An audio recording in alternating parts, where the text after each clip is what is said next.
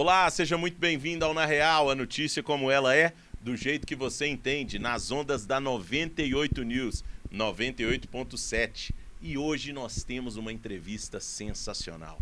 Vamos falar com um deputado estadual, que eu vou revelar daqui a pouquinho, mas a hora que a câmera virar para o João, vocês já vão saber, então já vou antecipar. Deputado Bruno Engler, mas antes disso, João, como é que você tá? Prazer tê-lo aqui comigo. E aí, Lincoln, bom demais, muito bom participar de mais um programa aqui com vocês, sempre nas ondas da 98 News, e aí não dá nem para esconder, né? O Bruno Engler aqui tá como deputado hoje mais votado da história de Minas Gerais. Bruno, obrigado pela presença aí, meu amigo.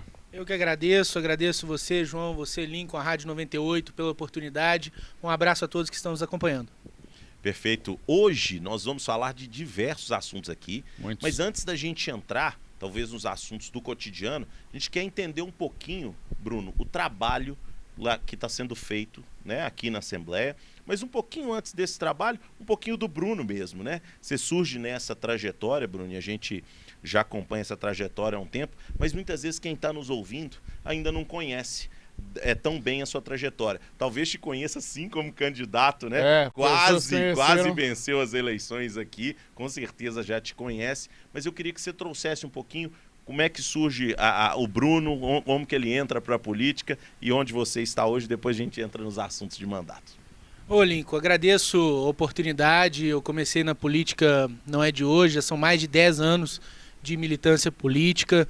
Tudo começou lá atrás, em 2014, quando o Aécio perdeu as eleições e disse que faria uma grande oposição a favor do Brasil. E eu, na época, um jovem de 17 anos, fui acompanhar, não vi nele essa oposição toda e fui procurar quem de fato o fizesse. Me deparei com a figura do então deputado Jair Bolsonaro. Gostei muito do que ele tinha a dizer, da sua espontaneidade, da verdade das suas palavras. Aquele vídeo que ele fala do presídio de Pedrinhas, que ele critica os marginais, eu me identifiquei. Então comecei a acompanhar o então deputado Bolsonaro nas redes sociais. Na época era o Facebook que estava bombando e tinha diversas páginas do Bolsonaro. Bolsonaro zoeiro, Bolsonaro sincero, Bolsonaro opressor. Eu seguia todas e ficava o dia inteiro acompanhando. Foi uma coisa que me cativou muito.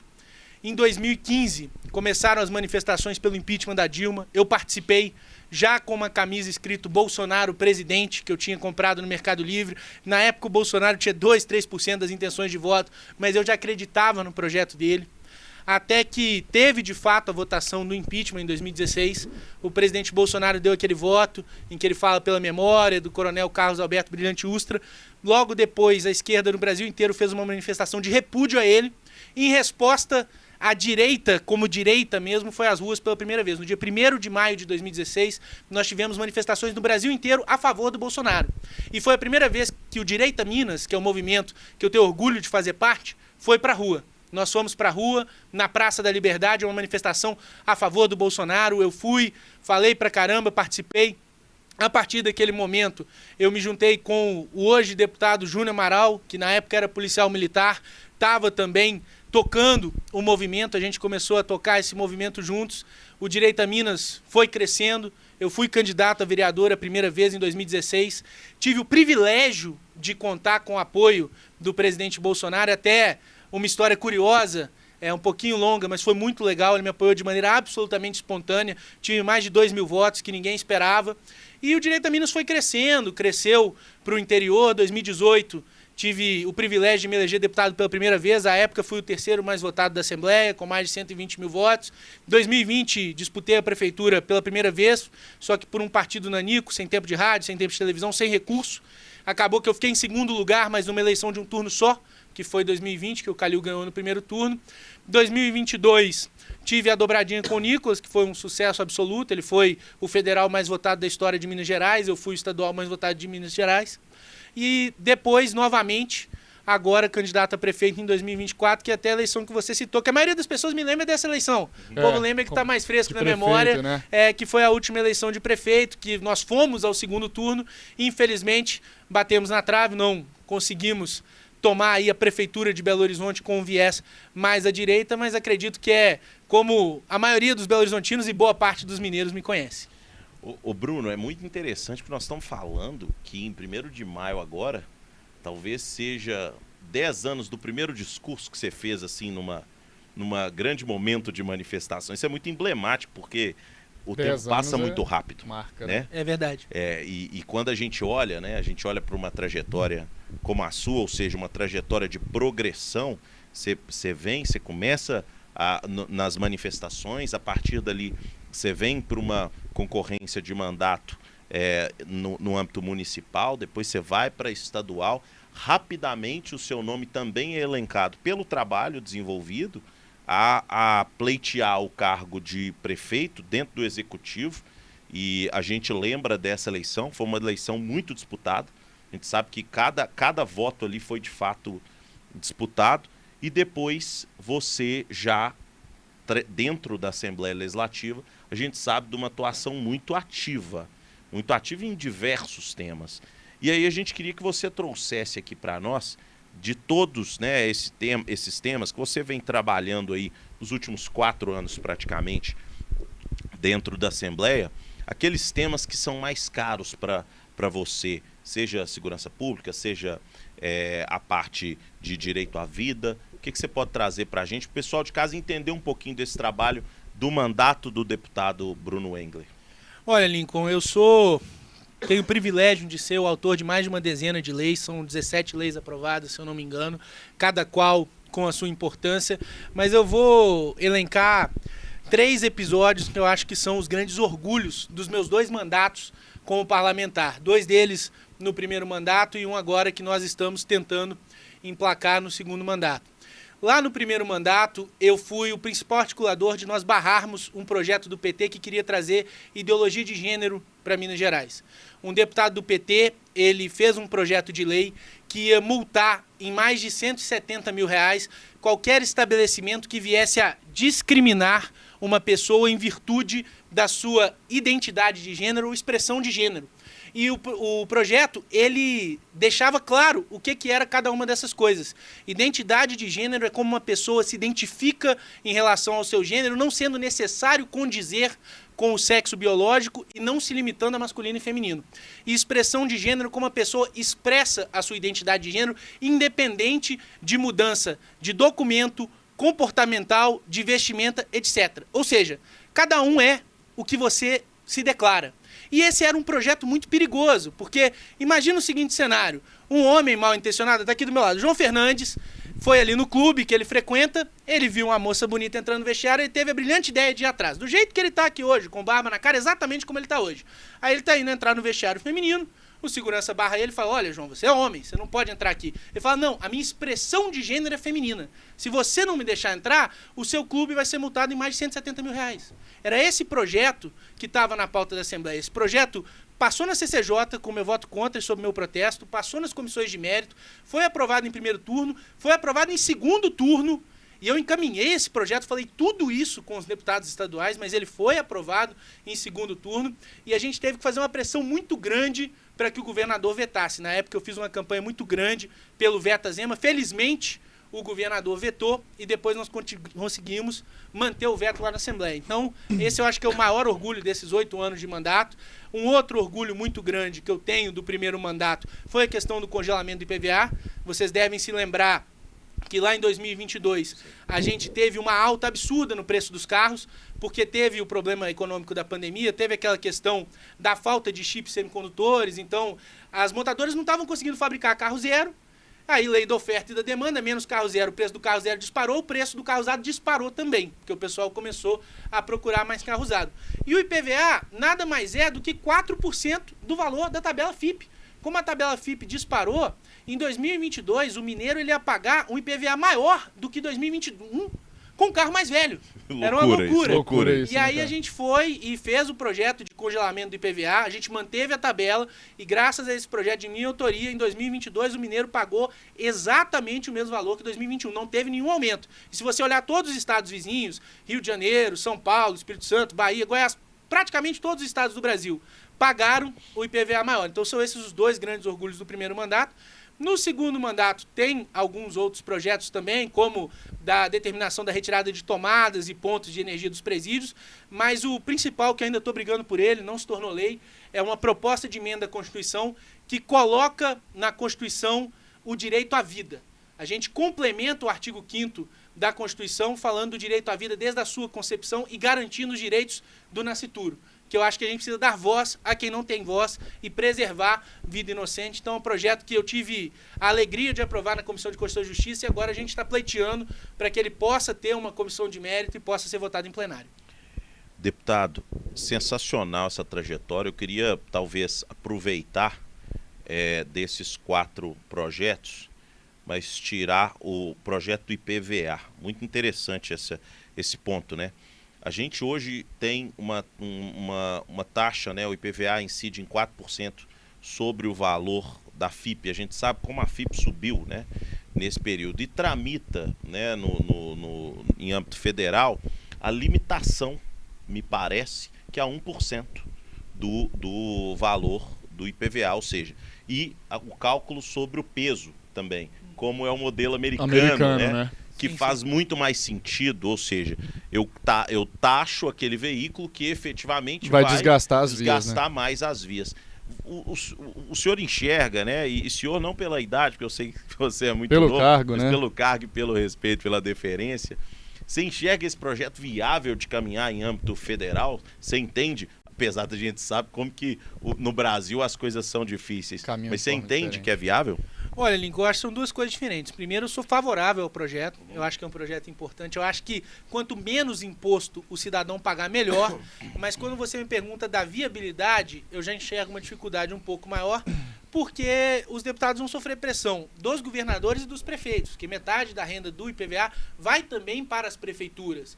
Então acaba que um projeto desse, que no meu entender precisa ser aprovado, que é menos imposto para o cidadão pagar, vai desfalcar o caixa não só dos governos estaduais, mas também das prefeituras. E aí os prefeitos vão bater na porta dos deputados, vão pedir para que não avance. Então é uma pauta difícil de avançar. Mas eu torço sim que seja aprovado. Eu acho que tudo que a gente puder trabalhar no sentido de redução de impostos é bem-vindo. E, aliás, quero aqui tomar a oportunidade também de parabenizar o senador Cleitinho, senador aqui por Minas Gerais, que conseguiu também uma vitória no IPVA, mas em outro sentido. Ele fez uma PEC que proíbe a cobrança de IPVA de veículos com mais de 20 anos.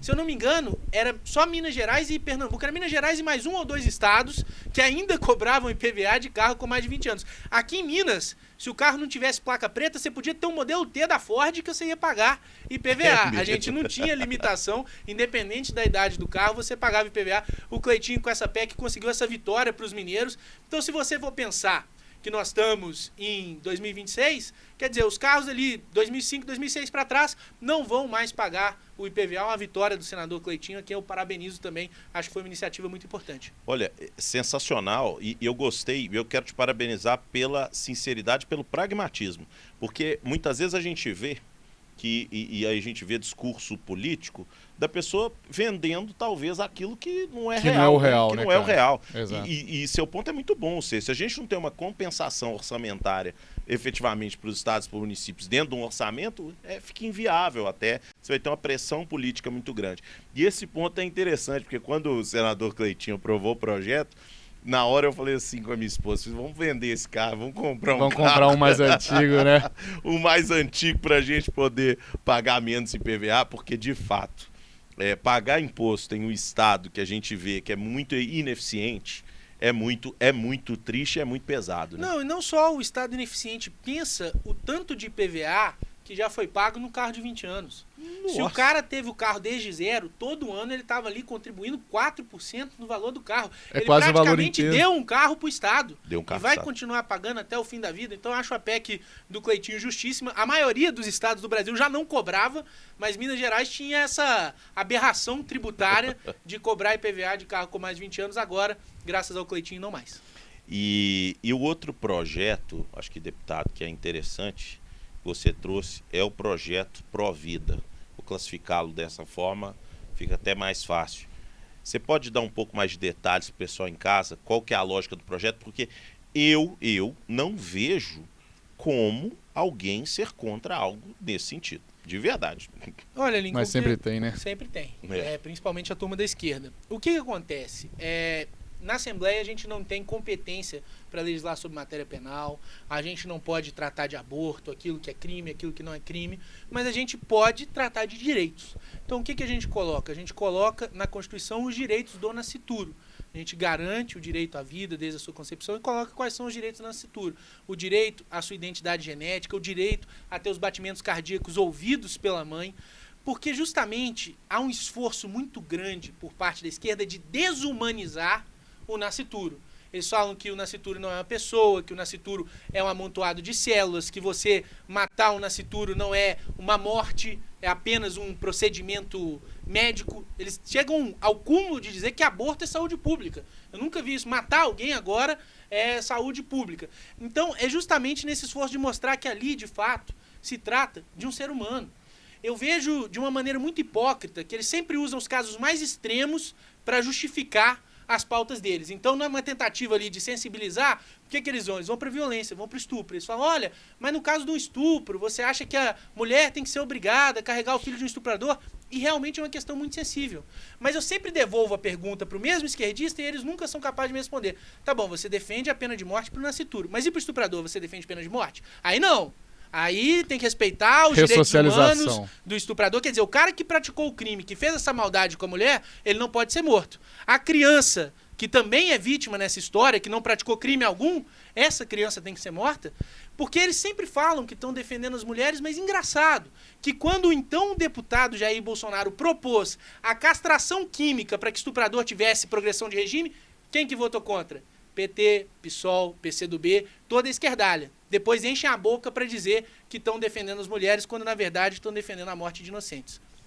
Bruno, nesse contexto aí da Assembleia, né, você já está lá há 8 anos, a gente entendeu aqui alguns projetos seus, inclusive parabéns tanto pela questão da segurança pública dentro dos presídios, né, de tirar tomadas, acho que isso aí é uma coisa importante também. Gente, não, peraí. Porque... gente, olha para você ver.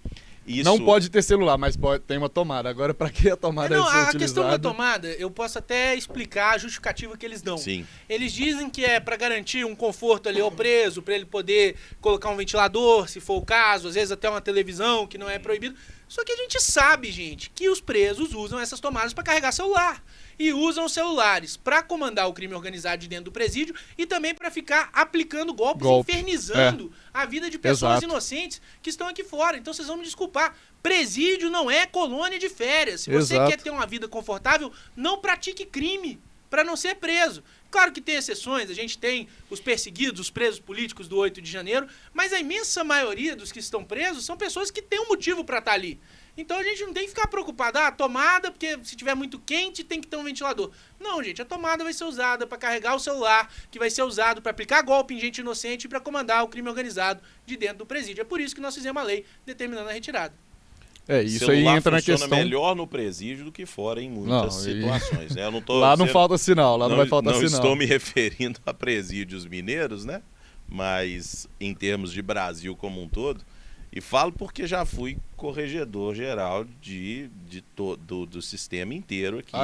Conheço um pouco do que está lá dentro e então você sabe da importância desse projeto. Sei da importância do projeto e da tentativa, porque é difícil falar isso, é duro falar isso, é tentativa de conter, porque é impressionante como que eu tenho uma série de privilégios para aqueles que de fato cometem crime.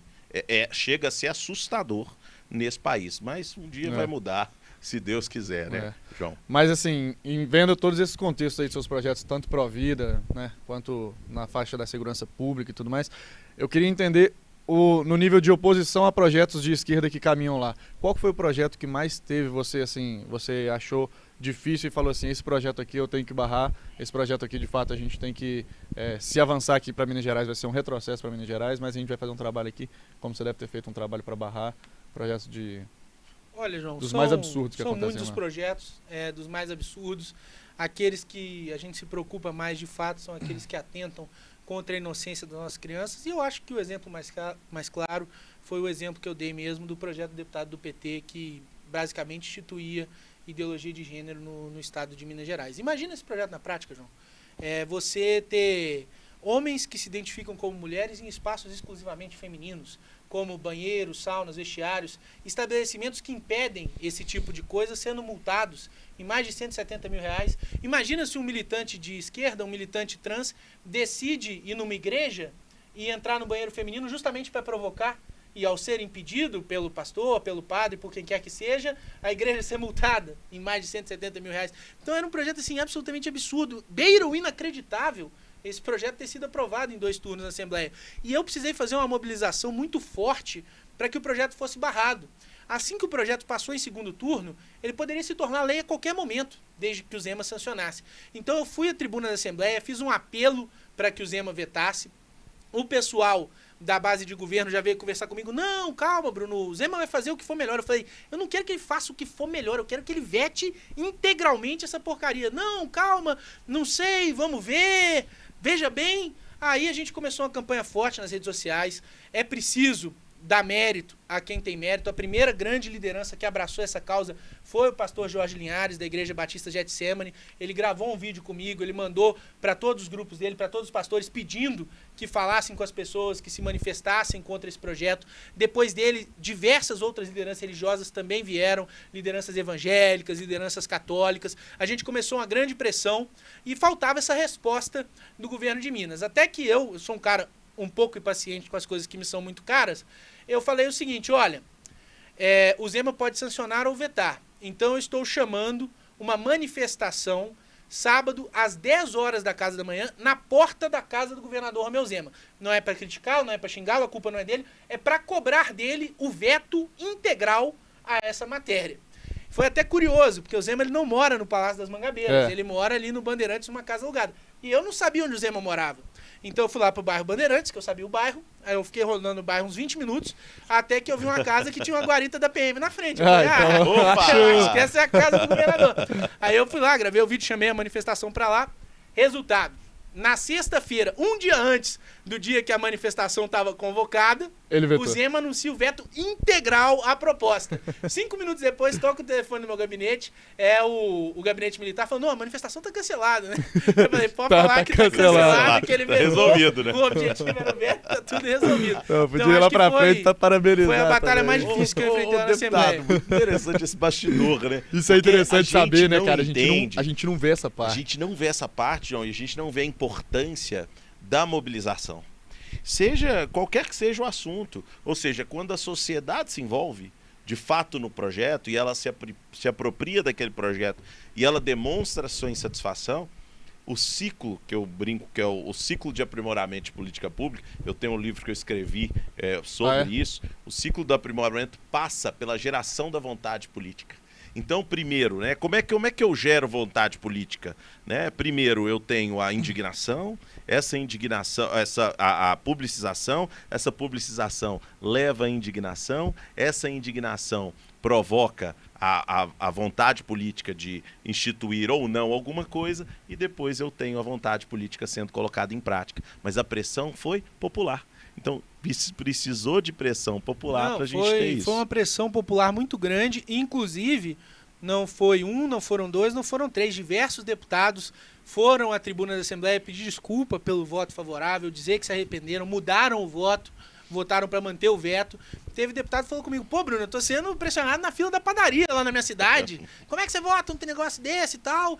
E os próprios deputados fizeram pressão no governador para que vetasse, para ter a oportunidade de corrigir o erro, por assim dizer, e dar uma resposta para os seus eleitores. Então, erraram o voto favorável ao projeto, mas depois tiveram a oportunidade de se redimir votando para manter o veto. Então, eles tiveram também essa pressão para poder mudar publicamente de posição e dar uma resposta aos seus eleitores. Então depois voltou e eles mantiveram o veto. O Zema vetou e aí a imensa maioria da casa votou pela manutenção do veto. Votou pela manutenção do veto. Interessante.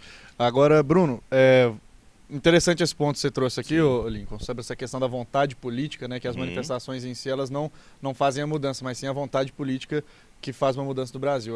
Você está nessa luta aí desde 2013, né? 2014 ali, bem dizendo 14, ali. 15. Bem dizendo ali.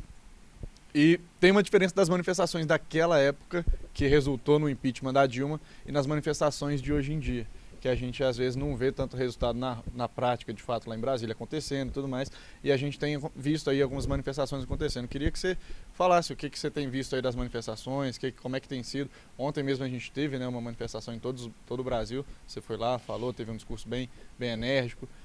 Queria que você dissesse um pouco do cenário político das manifestações no Brasil. Olha, João, eu entendo que manifestação é importantíssimo. O povo, ele precisa fazer a sua voz ser ouvida.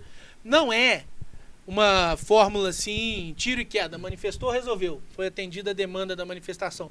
Mas é importante para o povo marcar uma posição, demonstrar uma indignação. A própria questão do impeachment foi uma construção que as manifestações contribuíram, sim, contribuíram muito. Mas é claro que tem um cenário político também por trás que já estava propício a que esse impeachment viesse, com o desastre econômico que era o governo Dilma. Então eu diria assim, as manifestações de indignação popular foi o último prego no caixão da Dilma. Mas não foi somente as manifestações que foram responsáveis pela sua derrubada. Mas independente de qualquer coisa, o povo jamais pode deixar a sua voz ser apagada.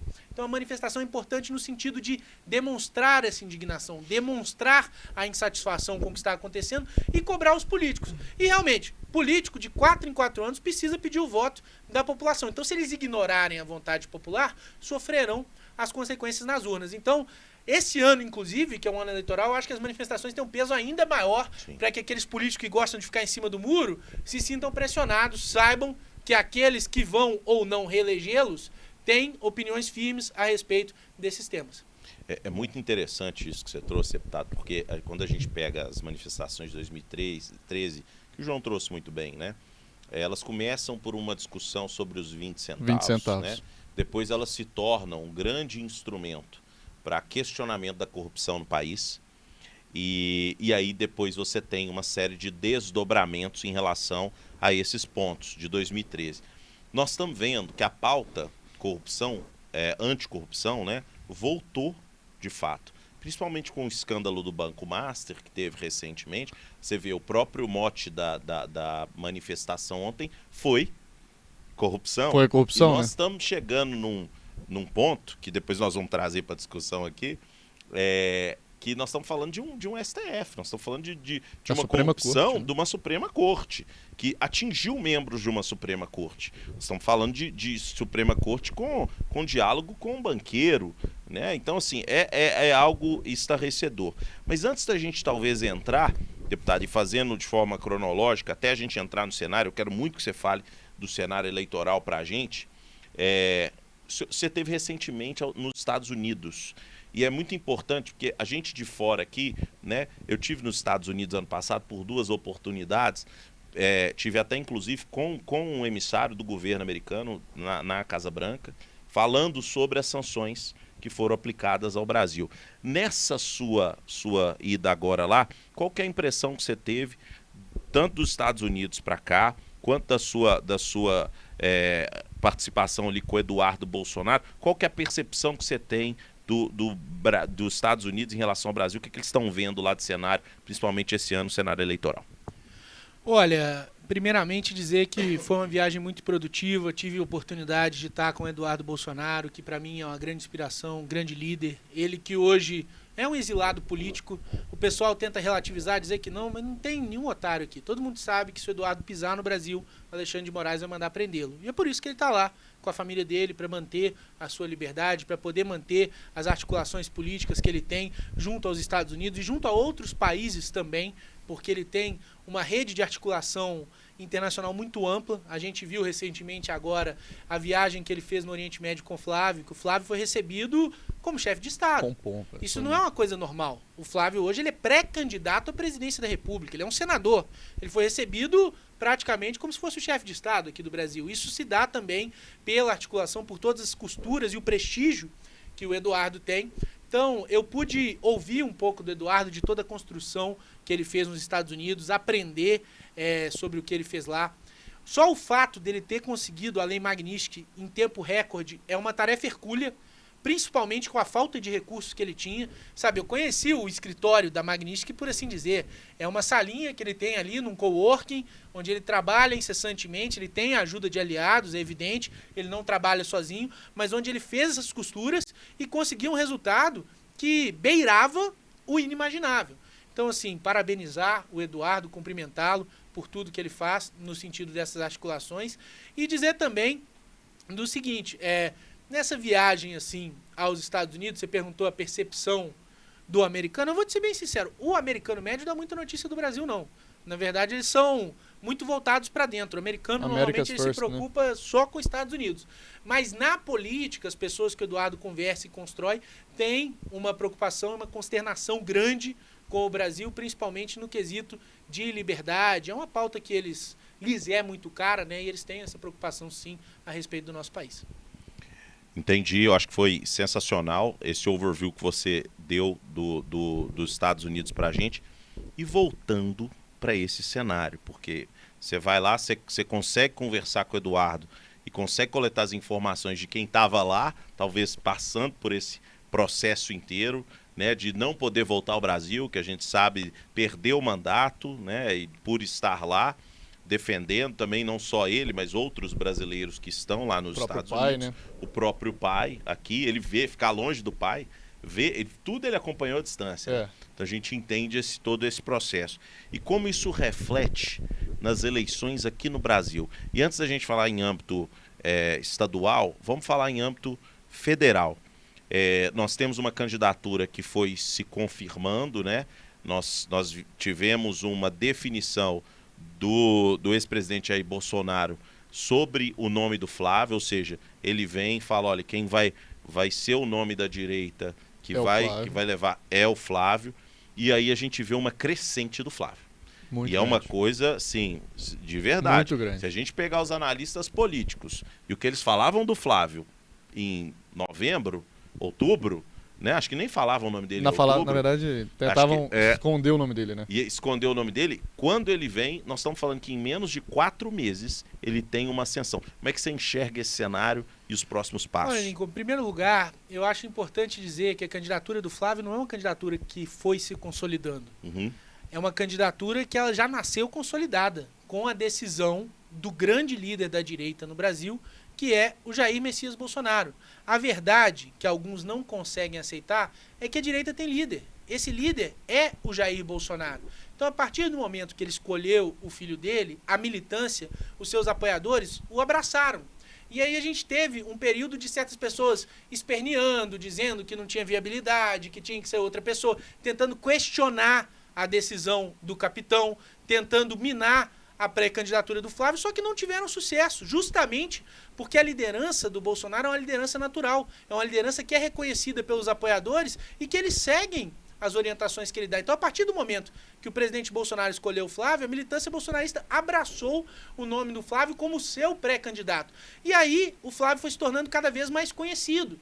Então, a gente começou a ter o Flávio pontuando até melhor do que o Jair nas pesquisas. Por que ele é mais popular que o Jair? Não, mas porque o bolsonarista já começou a falar Flávio Bolsonaro, ao invés de Jair Bolsonaro, porque sabia que era o Flávio que iria representar o pai nas eleições. Então a gente está vendo um Flávio cada vez mais consolidado, a gente está vendo um Flávio que se destaca nas pesquisas, as últimas pesquisas apontam o Flávio como vencedor das eleições, e o que a gente precisa para ter a tão sonhada união da direita é que as pessoas se unam em torno da pré-candidatura do Flávio, e todo mundo dê 200% do seu apoio ao nosso pré-candidato. Não adianta querer construir um projeto diferente que não vai dar certo. O Brasil está polarizado, o segundo turno, ao que tudo indica, será Flávio Bolsonaro e Lula, e as pessoas que de fato querem tirar o PT, querem nos livrar dessa praga, que é essa esquerda maldita na presidência da República, tem que fortalecer o Flávio, que é o candidato legítimo da direita, escolhido pelo líder desse grupo político, que é seu pai, Jair Bolsonaro. O deputado, é muito interessante sua análise. Então, ou seja, faz sentido, no seu ponto de vista, nós termos uma eleição parecida com o que teve no Chile, ou seja, vários candidatos da direita enfrentando um da esquerda, porque um ponto é muito relevante da gente trazer. Nós estamos falando que você fez um ponto. Jair Bolsonaro é o líder da direita. A esquerda a gente não viu sucessor. Por quê? Porque o Lula tudo não consegue indicar um sucessor. O Lula não consegue, e nós vimos isso naquela campanha Lula-Haddad, Haddad-Lula, teve até máscara, né, que o pessoal colocava para tentar colar a imagem, e aquilo não colou, e aí a gente sabe dessa carência. A direita, é impressionante como ela criou uma série de lideranças no Brasil afora. Então nós temos talvez um dos melhores quadros Brasil afora criados a partir até do próprio governo do ex-presidente Jair Bolsonaro. Como é que você enxerga esse primeiro turno, faz sentido termos vários candidatos e unificar no segundo turno ou não? Já faz sentido a gente... Qual que é o melhor caminho? O senhor conhece muito de eleição e de processo decisório, né, de eleitor. É que foi até um caminho que o Lula fez em 22, Fez né? em 22, o Lula fez em 22, quando ele fez uma divisão ali, foram vários de esquerda ali, travestindo de direita, né? Teve ali Soraya Tronic, né? Vários Simone outros Tebet. ali. Simone Tebet, que estava falando ali, Ciro, algumas coisas. O próprio Ciro, travestindo de direita, mas aí que depois voltaram tudo pro lado do Lula e fizeram uma frente ampla contra o Bolsonaro, né? Olha, eu entendo que são diferentes estratégias. Eu acho que o Flávio, a Nacional do PL, vão ter pesquisas e conversas nesse sentido. E, obviamente, a gente também não manda nos outros partidos, nos outros pré-candidatos. Todo mundo tem a liberdade aí, se tiver a aprovação do próprio partido, de colocar o seu nome à disposição. Então, alguns podem vir a caminhar com o Flávio já no primeiro turno, outros podem vir conosco no segundo turno. E o Flávio é uma pessoa de bom trato, ele não vai se indispor com outros pré-candidatos. Eu acho que não terá briga com ninguém do nosso campo, por assim dizer, da direita, da centro-direita, no primeiro turno. Eu, particularmente, entendo que quanto mais forças nós somarmos no primeiro turno para o Flávio, melhor. Até porque, se eu não me engano, o pessoal pode até buscar na internet depois, nós nunca tivemos uma virada, por assim dizer, em eleição presidencial. De uma pessoa chegar em segundo ao segundo turno e depois virar. A gente já teve em outras eleições, já teve aqui no município de Belo Horizonte, inclusive foi o meu caso na eleição de 2024, mas para presidente eu nunca vi um cara chegar em segundo e depois ganhar. Ah, interessante essa análise. Interessante essa análise. É importante que o Flávio, não ganhando no primeiro turno, que ele chegue em primeiro para o segundo turno, que ele passe essa força. Então ele tem que ter uma consolidação. Eu acho que quanto mais pessoas se juntarem em torno do Flávio, melhor. Quanto mais partidos se juntarem em torno do Flávio para que ele tenha um maior tempo de televisão, melhor. Mas essas costuras, essas conversas, elas são feitas lá em Brasília, são os grandes caciques partidários. Tenho certeza que muitos virão já no primeiro turno, outros virão no segundo turno, mas no final vai estar todo mundo junto para derrubar o Lula e o PT. Eu falo que eu vou fazer essa mesma pergunta, eu vou ter um almoço com o Valdemar da Costa Neto dia 30 desse mês. Tem que fazer eu vou fazer essa pergunta para ele também. Vale ouro. Vai, João. Bruno, mas aí o Bruno também é um cara bastante humilde, né? Ele fica falando que a conversa é bem lá em Brasília, mas eu já deixo ele tem essa proximidade tanto com a família Bolsonaro para entender o que está acontecendo, até mesmo para mudar os rumos ali dessa negociação, porque aqui passa por Minas Gerais, né, Bruno? Minas Gerais é um estado que, de fato, sempre teve muita pioneirismo ali no cenário nacional. Acho que nunca um presidente ganhou, mas perdeu aqui em Minas Gerais. Então, assim, Minas Gerais sempre é um cenário muito fidedigno do que é o Brasil inteiro no nível das eleições para presidente. E Minas Gerais ainda está muito indefinido, né, essas coisas. Como é que você vê o cenário aqui para o Flávio, essa caminhada com o Flávio aqui, né? Eu acho que o Flávio precisa de um palanque aqui em Minas Gerais. Acho que o próprio grupo aqui precisa construir uma coisa no nível de governo mesmo. Como é que você vê essa candidatura aqui no nível estadual? Olha, João, eu acho que você usou a palavra-chave, indefinido. O cenário, de fato, ele está muito indefinido. Hoje o PL está conversando em diversas frentes e eu vejo que hoje são 3 as nossas possibilidades. Uma delas é lançar um quadro dentro do próprio PL, uma candidatura própria, independente. Outra é se juntar ao senador Cleitinho, que é pré-candidato e hoje é o líder de todas as pesquisas. Inclusive, pode até se filiar conosco no PL, ou pode ser uma parceria em que ele esteja em outro partido. E a terceira é caminhar com o atual vice-governador, que vai se tornar governador já esse mês, o Matheus Simões, que vai estar disputando a reeleição.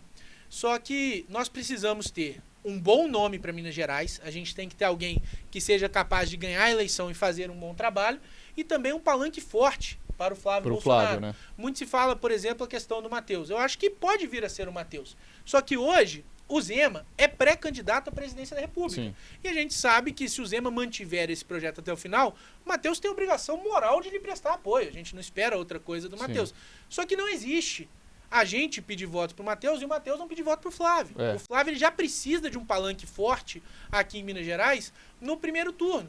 Então, nós estamos conversando, eu acho que o PL ele tem bons nomes, nós temos pessoas que têm totais condições de se candidatar e de assumir o governo de Minas Gerais. Eu entendo que o Cleitinho pode ser um bom candidato também do nosso lado e as pesquisas o apontam como franco favorito. Eu entendo que, caso o Zema abra mão desse projeto de ser candidato à presidência da República, podemos também ter essa composição com o Matheus. Então está muito indefinido, está muito aberto, mas a gente tem total responsabilidade e seriedade para construir um bom nome para Minas Gerais e um palanque forte para o Flávio aqui no estado. Deputado, eu queria explorar um pouquinho mais esse cenário, né? De Minas, então, né? Eu acho que federal o senhor matou muito bem. Nós estamos falando de Flávio. Lula e Flávio. Mas assim, né? Essa análise do Flávio sair na frente é uma coisa que eu ainda não tinha ouvido e de fato é muito real. Eu achei sensacional porque não tem histórico mesmo. Nós estamos falando de algo... Não tem precedente. Federal não tem precedente. Então, beleza. Estadual, e eu concordo com você, é algo bem definido. A gente pode talvez fazer uma análise muito interessante, considerando aquele cenário da eleição que você mesmo participou aqui em Belo Horizonte, né? Nós tínhamos um candidato, nós tínhamos o candidato do governo, do Zema, à época, era, acho que a Luísa... O Mauro Tramonte com a Luísa Barreto de Vice. O Mauro Tramonte com a Luísa de Vice. E essa candidatura não emplacou, né? Depois acabou que ela derreteu, né? Ela derreteu bem. Então... Não, na verdade, ficou em terceiro. Ficou em terceiro. Foi eu, Fuad, Mauro, Gabriel. Ah, sim. Gabriel, verdade. Tinha o Gabriel ainda. E aí a gente fica se perguntando, né? Por que derreteu com uma aprovação tão grande, talvez, do governador, que tem uma aprovação muito grande, né? Foi reeleito aqui em Minas. No primeiro turno. E aí nós temos o cenário estadual, ou seja, a gente olha com aquele reflexo lá da campanha de BH, como ela foi desenhada, e a gente tem hoje um cenário estadual, onde a gente tem na esquerda nomes como, quer dizer, eu não sei nem como o Calil está colocando o nome, porque eu me lembro até a última notícia, ele estava inelegível. Ou já caiu a decisão? O Calil, ele está disputando judicialmente a sua elegibilidade, mas eu imagino que, se for o caso, ele disputaria por liminar. Não sei o que ele está conversando junto aos advogados dele, mas ainda é um cenário muito incerto. Não é uma decisão transitada em julgado. Não. Então, eu imagino que ele deve ter uma equipe técnica jurídica séria ali, analisando isso para ver a viabilidade de uma eventual candidatura. Então nós temos Calil, nós temos declaradamente até agora o Calil. O Pacheco, a gente não sabe se vem, né? Tá nessa indefinição. Acho que o que ele queria mesmo era a vaga ao STF, mas isso aí também não se desenhou. Não sei se vai se desenhar, porque nós estamos falando do impeachment, de um possível impeachment, de uma possível saída de algum ministro a mais pelos próximos meses aí, até pelas manifestações que estão acontecendo. E aí nós temos um candidato já dois declarados, né? Porque nós tivemos uma declaração do Cleitinho, tanto pelo presidente do partido, tanto pelo presidente republicano, falou que ele será candidato. Quanto ele mesmo falou, né? Quanto ele mesmo falou também. E o vice-governador, que também já se declarou pré-candidato. Nas pesquisas, realmente, se a gente olhar os números do que tem sido feito até agora, nós temos o Cleitinho despontando, principalmente no cenário onde o Nicolas lá atrás figurava nas pesquisas, mas agora já falou que não vem. Então, o Cleitinho, de fato, desponta. O vice-governador com grande desafio, né, de se tornar mais conhecido. Esse é o desafio que ele tem perante ao eleitorado, porque a gente sabe que o Zema tem essa figura pública no estado, e é interessante a gente tomar como ideia. As pessoas enxergam Belo Horizonte muito grande, né? Nós estamos falando que 16 milhões, dos 16 milhões de eleitores, 14 milhões estão no interior.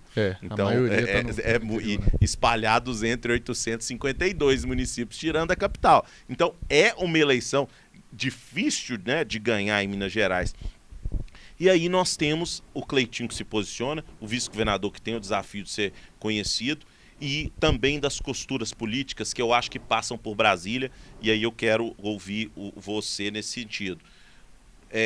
Se eventualmente nós estamos buscando palanques, todo mundo está buscando palanque em Minas, porque Minas é o estado de fato decisório. Então nós temos o que está sendo desenhado até agora? Flávio como candidato, Caiado, Ratinho ou Leite saindo como candidatos, um dos três, né? Um dos três representando talvez uma candidatura do PSD e a candidatura do governador Romeu Zema, que também se manteve, e o Flávio, né? O Matheus, o desafio dele seria, primeiro, né, o Zema talvez compor com o Flávio, e aí abriria a possibilidade de um apoio aqui, mas ele não teria ainda a dificuldade também, se um desses três candidatos do PSD virarem, eu fiquei na dúvida sobre isso. É um cenário muito complicado, incerto, né? É muito incerto nesse sentido, e até se não houver essa composição e não for o Matheus o nosso candidato, vamos supor aqui, fechamos com o Cleitinho é o candidato do Flávio, Matheus é o candidato do Zema. Mas como é que ele vai fazer com o PSD, independente disso? Que é o partido que ele está. Então, realmente é uma incerteza. Eu imagino que ainda tem muita água para passar debaixo da ponte. Política tudo mas se resolve. Eu posso falar da minha preocupação do nosso lado. Do nosso lado são duas preocupações. Um bom nome para Minas Gerais e um palanque forte para o Flávio. Agora, isso tudo tem que ser conversado e resolvido antes do período eleitoral. E acho que são desafios que a pré-candidatura do Matheus vai enfrentar. Vai enfrentar, e eu acho que eu concordo. Assim, se de fato o palanque em Minas vai ser decisivo. Tanto quanto você vê o desespero do PT e do Lula em tentar um palanque aqui. Um nome aqui. Né? Eles estão tentando porque eles sabem dessa relevância. E aí vazou, não sei se é vazar, né? Aquele papelzinho, papel, né? Com as anotações. Nós vimos um outro nome lá que surgiu, dos que a gente já falou, do Flávio Roscoe, né? Surgiu o nome do Flávio, a gente sabe do prestígio que o Flávio tem em relação ao empresariado mineiro como um todo, do trabalho que fez à frente da FIENG e até nas costuras no último pleito eleitoral para a presidência, a gente sabe. O nome do Flávio também está em pauta, assim, essa discussão está em aberta também? Eu acho que está em aberto. Quando eu falo das possibilidades, um dos possíveis nomes de candidatura própria do PL é o Flávio Roscoe, por que não? Eu vejo que hoje o Flávio, ele é um diamante bruto, ele precisa ser lapidado. Sim. Ele é um cara extremamente desconhecido pela população em geral, só que isso é um ônus de não ser conhecido, mas é um bônus também que não tem rejeição nenhuma.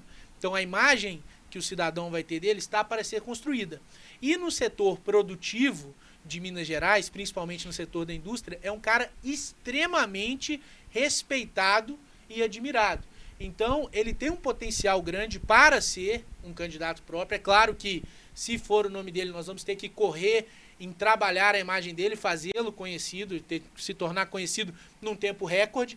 Mas se você for parar para pensar também em março de 2018, o Romeu Zema não era conhecido. De fato. As pessoas conheciam a Eletrozema, a rede de lojas dele, da família e tal, mas o Romeu Zema, CPF, pessoa física, não era conhecida, surpreendeu e se tornou governador. Então acho que o Flávio tem um potencial muito grande, pode ser um candidato a governador ou pode, por que não, compor uma chapa.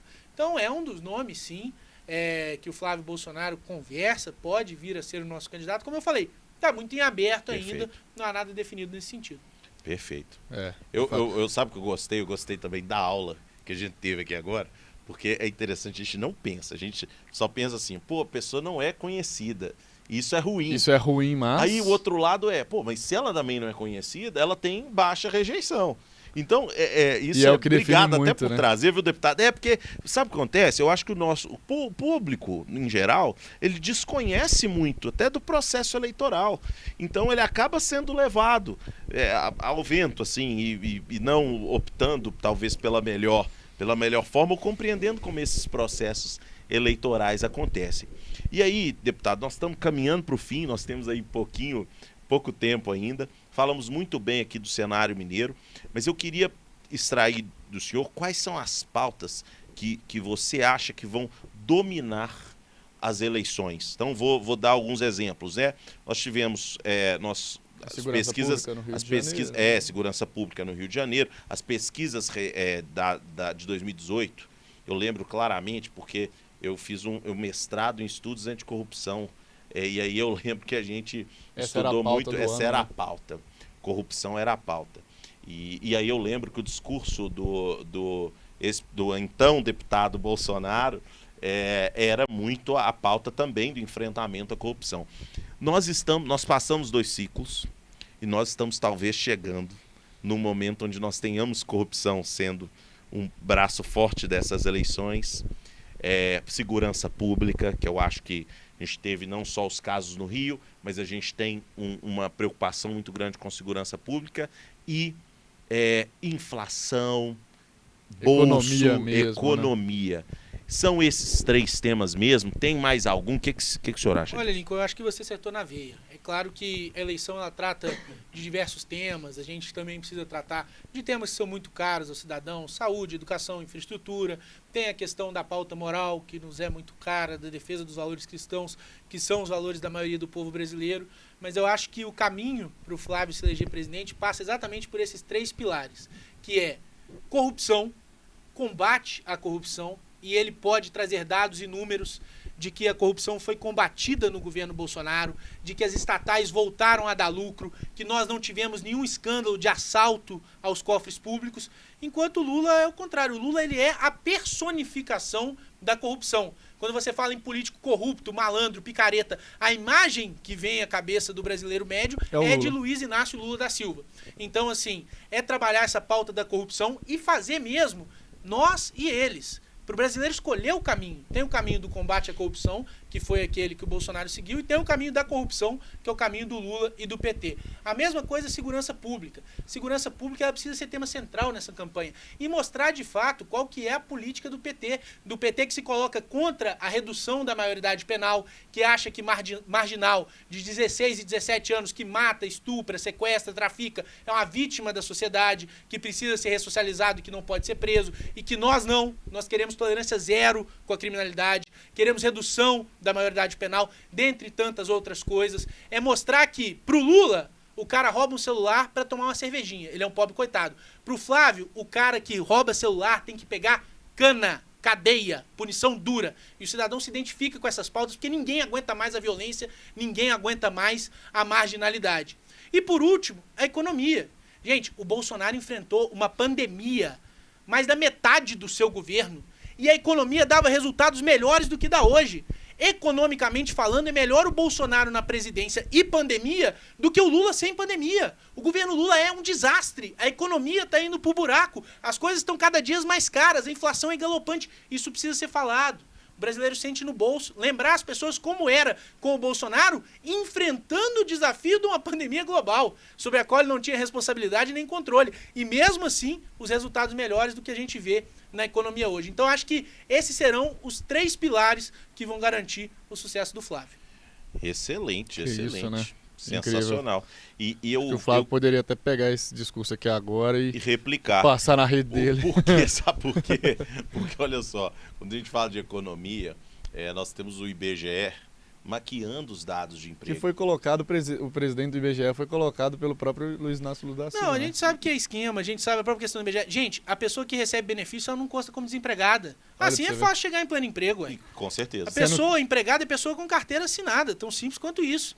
O cara que está recebendo um benefício, inclusive, é uma das coisas que o Bolsonaro fazia e que o Lula parou de fazer. Que você arrumar um emprego não implicava na perda imediata do benefício. Para você ter um incentivo de buscar um emprego, buscar uma renda e depois você abrir mão desse benefício. O Lula já voltou como era antes. Olha, você arrumou um emprego, você perde o benefício. Então as pessoas vão para informalidade, não querem assinar uma carteira com medo de perder ali um ganho que elas têm. Uma situação absurda. Mas é a política da esquerda do Lula de tentar manter a pessoa no cabresto eleitoral mesmo, dependente do governo, para que ela tenha sempre que votar neles. É um incentivo perverso, né? Quando a gente cria esse tipo de voto incentivo. De cabresto, né? É um incentivo exatamente, perverso. E a mentirada, sabe? Todo mundo dizia, o Bolsonaro vai acabar com o Bolsa Família, o Bolsonaro isso, o Bolsonaro aquilo. Foi o Bolsonaro que criou o 13º do Bolsa Família, não existia.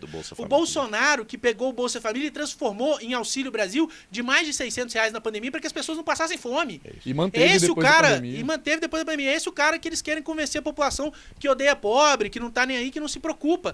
Só que é isso que vai ser o cerne da campanha do Flávio, é mostrar às pessoas a verdade. Não vai ser uma campanha fácil, a gente vai enfrentar uma máquina pública, a gente vai enfrentar uma grande mídia completamente aparelhada, que vai estar fortalecendo e dando base ali pro Lula, só que a gente tem a verdade ao nosso lado. É o que o presidente Jair Bolsonaro sempre falou, João 8,32, conhecereis a verdade vos libertará. Se o Flávio conseguir apresentar a verdade à população, ele ganha esse trem no primeiro turno. Ô Bruno, nós estamos caminhando para os últimos 5 minutos e eu queria falar do futuro do Bruno. Né? Nós estamos aqui falando do futuro 26, do Brasil, né? Falamos do futuro.